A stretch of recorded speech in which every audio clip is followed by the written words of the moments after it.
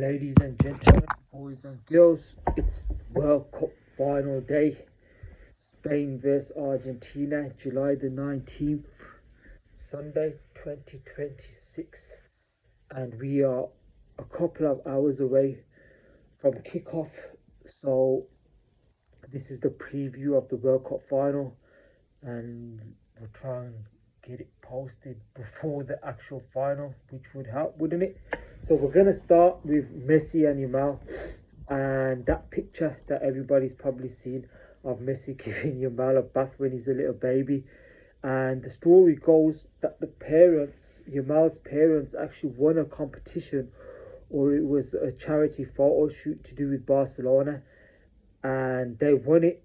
And somebody told me yesterday that I think it was maybe Samuel Eto'o who was supposed to do the actual photo shoot, but something happened and Messi had to step in or something. But however it goes, it ended up being Messi. And the first time I ever saw that picture a few years ago, or when Yamal started making his debut for Barcelona, was around about that time. I thought it was Photoshop myself. I thought this can't be true, can't be real. How did this happen? But obviously, it did turn out to be real. So, like I say to people, do you believe in coincidences? And I don't. And like I said, it was 19 years ago. Yamal's wearing the number 19 shirt. Messi wore the number 19 shirt. I think Messi wore the number 19 for Barcelona as well. Is it 31? Maybe he wore the 19 for Barca, but I'm sure he wore the 19 for Argentina as well. And the final is today, which is July the 19th. 1 plus 9 equals 10, which is the shirt that Messi wore for Barcelona as well, for made famous for all those years. And Yamal is the number 10 for Barcelona as well. So lots of oh, numbers. What numerology is it? And a lot of people believe in stuff like that, numbers and coincidences and stuff that was supposed to happen. And I've just seen a picture of the Cup of Five, which is an interesting picture as well. If any of you like seen it, if you haven't, if you can just Google that. And so it will be the first time they play together. Will it be the last time they play together as well, and the only time that they play against each other? So hoping whatever happens after the match that they both swap shirts with each other. And I was going to mention it a bit later, but interesting to see that if you're your man, you're on the pitch with Messi, what, like, how greats can probably tell another great and stuff like that, like just the aura of Messi, how will that affect your man? He's a confident lad anyway, but obviously he's never played against Messi before, and the links with Barcelona and everything, and being like the greatest player of all time, and Jamal's going to be the next one, I think. All that, just how when they see each other, be interesting being on the same pitch, will you try to impress him, stuff like that. So, will it be Lionel Messi's last ever match at a World Cup, or his last ever match for Argentina, the national team? And if it is, whatever happens, I just wanted to say a thank you to Lionel Messi for the last, I don't know how long it's been, 21 years or so. Like I said, I've been watching him for 21 years, like religiously, and it's been incredible. The 90 minutes, I always mention it all the time, and I think I'm gonna keep mentioning it just so people, like, just a reminder, that watched Messi for all those years, and not just like 5-10 minutes highlights or this, that, and the other, like 90-minute matches for all those years. And like when I watch highlights of him and stuff like that, I can remember like where I was, or what that match importance was and stuff like that. So many memories, there's a lot of memories. And it's hard these days as well, like I say, for the kids who are like growing up with Yamal. Like he's only 19, but he's turned 19 last week, but he's been around for 3-4 years as well. But even then, like even myself, how many matches of Yamal could I say I've watched like full 90 minutes? It's a lot, but it's not even near how much I watched of Messi. It's just simply because of just the time that the matches are on, and there's so many different platforms that the matches are on now, that even though I have got a lot of them, there's some channels which you can't watch it certain times for whatever reason. So it's difficult. So it's difficult for kids to be able to do that, watch matches 90 minutes, what whoever their favorite player is. So I've been blessed and I'm thankful that I watched pretty much his whole career. Obviously, when he moved to PSG, that became a bit more difficult, and then into Miami, the matches and stuff. But I can say throughout the Barcelona career, and even watching like Argentina, when they were terrible, like watching them 2 o'clock, 4 o'clock in the morning. They're playing like Bolivia or something at altitude, and staying up to watch them on streams and stuff, and not even English commentators and stuff. So been through the mill. So been through the mill with it all. So yeah, like I said, getting back to the match. Wow, like I said, it feels like a member of the family, Lionel Messi. So yeah, getting back to the match, there are going to be a lot of relationships as well. Spanish speaking, two teams and players. A lot of them play in Spain or have played in Spain or got that relationship. La Liga, Messi from Barcelona played with Pedri. Your mum, I looked up to Messi. I don't know what the age would have been there. Pau Kobasi, stuff like that. So even Ferran Torres, I'm not sure if Ferran Torres would have played with Messi or he came after, but obviously the being around La Liga and the myth of Messi and the aura of him, some of them would have grown up watching Messi, admiring him. So how will that affect some of the Spanish players as well when they're on the pitch with Messi for the first time, in terms of his aura and just his respect and the stories that they've heard about him growing up, and the aggression against when they're going into tackles against him. Are they going to hold back a bit maybe because he is Lionel Messi? Just stuff like that. Psychologically, it'd be interesting to see, and maybe how he plays against them as well. Um, Obviously, he's got that experience.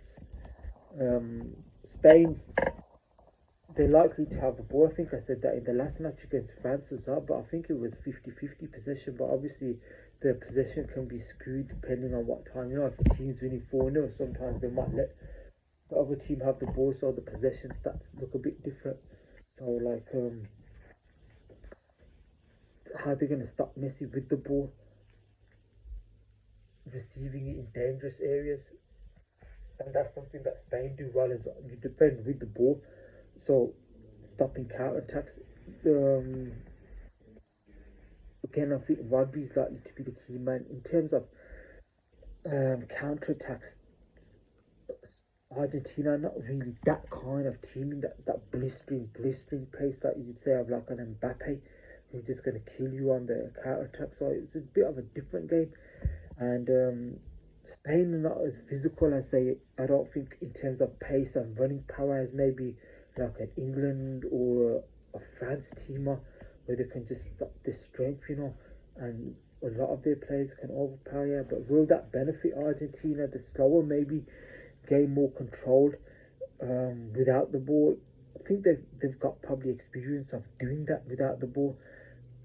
Um, the high line of Spain, like I said, you've got Suarez, you've got Messi's, not Suarez, Alvarez.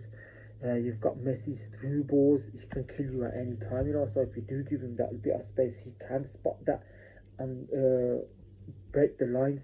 But obviously, Spain are very good at that as well. And they've only conceded 1 goal at the World Cup, and they don't let a lot of chances go against either. So chance creation in that sense.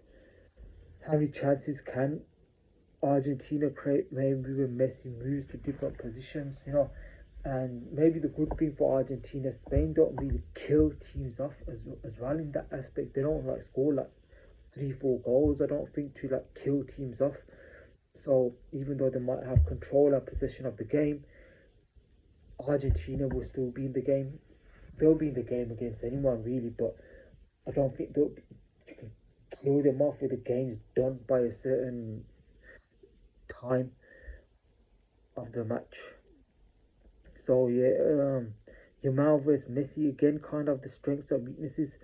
I think Yamal will be too good for any fullback really that Argentina play. Maybe Tagliafico, Medina, and he's not at his fittest. I don't think Yamal, but and I don't think he's. It's been a bit unfortunate for him to come into the World Cup being injured. He's got a lot of World Cups ahead of him anyway, but it might be, he's the kind of guy that likes the big stage, so he'll want to impress. So maybe he's got something in his locker, but they'll need help defending against him because it's not just it's his creativity as well and his dribbling. So hopefully Argentina will be strong in the central position if he decides to cut in, and he can be influenced without the goals as well. So same with Messi. If he's not getting the ball central, if Spain are denying that space, will he go maybe drift to the right again? And Cucurella's playing, maybe that will stop Cucurella attacking. I think he should be too clever for Cucurella as well anyway. And like I said, that might affect the way Spain attack as well. Cucurella might be a bit more mindful of it. So I would start with Simeone again. We haven't done the podcast for the last couple of matches. I think England versus Argentina. I don't think we've reviewed that match or the France versus Spain, but we'll do that. Obviously, that we done the preview anyway, so this match is coming up. So this one takes priority. But I would start with Simeone. I think he's got the energy, effort, enthusiasm, pace, and that intensity. He's a bit, you could say, a bit crazy at times, but he can cover ground and he can help Alvarez as well in pressing. Alvarez is great at pressing, and if you got two of, he's all right, but Messi can't do that the way Alvarez does it or Simeone does it. So it can help in that as two of them doing it. Then behind Messi can pick up kind of the pieces and tactically see what's going on. And also he can be an outball from counter attacks. Alvarez is an option. Obviously he's not got the pace of Mbappe, but he can stretch teams. And then Simeone can do the same thing. Sometimes you can just put a ball down the line or something just to stretch teams, and even if you don't win it, you can get like a throw in deep in the opposition half, um, get some yards. Um, in terms of like even a bite in the match, obviously Argentina versus England, you don't need much build up for that. You've got the history and stuff, but in this match, do Argentina, are they a team that needs that motivation? Somebody to rile them up. Maybe the opposition players to say certain things in the press in the build up to the match, or something for them to get angry about a bit. Um, I don't know if they, like I said, kind of friendly. Like a lot of the players will know each other, pass cross paths and stuff like that. Does it suit Spain for it to be a nice match? For there not to be a needle, like the first 10 minutes of the England Argentina match. That we'll do a review of. That was a bit. There was a lot of fouls. So will Argentina do that? Even if they don't need to, will they feel that's something that maybe that extra aggression they might have over Spain? Um, we'll have to wait and see. So Spain, Messi, and Argentina can go back to back in the World Cup. I think if they do, though, Argentina will be the first team since Brazil in 1962 to do it.